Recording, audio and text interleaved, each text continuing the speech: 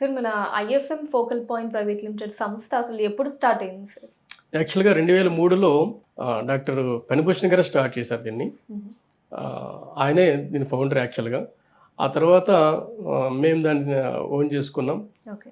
So, మేము own చేసుకున్న తర్వాత 2003 నుంచి 2010 వరకు మేనేజ్మెంట్ లెవెల్‌గా నడిపించాం. 2010లో అది లిమిటెడ్ కంపెనీ చేసాం. ఎప్పుడైతే కిర్గిస్థాన్‌లో ఐహెచ్ఎస్ఎం మా ఓన్ యూనివర్సిటీ అయిందో, అంటే ఆ యూనివర్సిటీలో మేము ఓన్ చేసుకున్న తర్వాత యూనివర్సిటీ వాళ్ళు మాకు ఒక సర్టిఫికేట్ ఇచ్చారు. అదేంటంటే ఇండియన్ రిప్రజెంటేటివ్‌గా మా ఒక్కరికే సర్టిఫికేట్ ఇచ్చారు. ఇంకెవరు చేసే ఛాన్స్ లేకుండా ఇండియా మొత్తానికి. ఓహ్!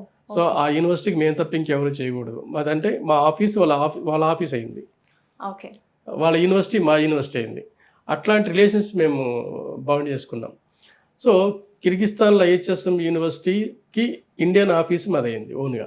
ఓహ్! అట్లా ఎస్టాబ్లిష్ అయింది 2010 నుంచి. హ్మ్. ఇక మేము ఆ యూనివర్సిటీ తప్ప వేరే యూనివర్సిటీ చేయకూడదు. మాకు కూడా అవసరం కూడా లేదు. ఓకే. సో, 2003 నుంచి రెగ్యులర్‌గా అప్పటి నుంచి ఇప్పటికి వేరే యూనివర్సిటీలు చేస్తున్నా సరే, ఈ కిర్గిస్థాన్ ఐహెచ్ఎస్ఎం మీది యూనివర్సిటీ మాత్రం మాత్రం కంటిన్యూ అవుతుంది. ఇప్పుడు అదొక్కటే ఎక్కువ చేస్తున్నాం. వావ్! అది. సక్సెస్ ఉన్న చోటకి వెళ్ళాల్సిందే కదమ్మా! యాహ్! అది. యాహ్! అలాగే ఒక మంచి బాండింగ్ అయితే ఏర్పడింది కుదిరింది. మాకును. యాహ్!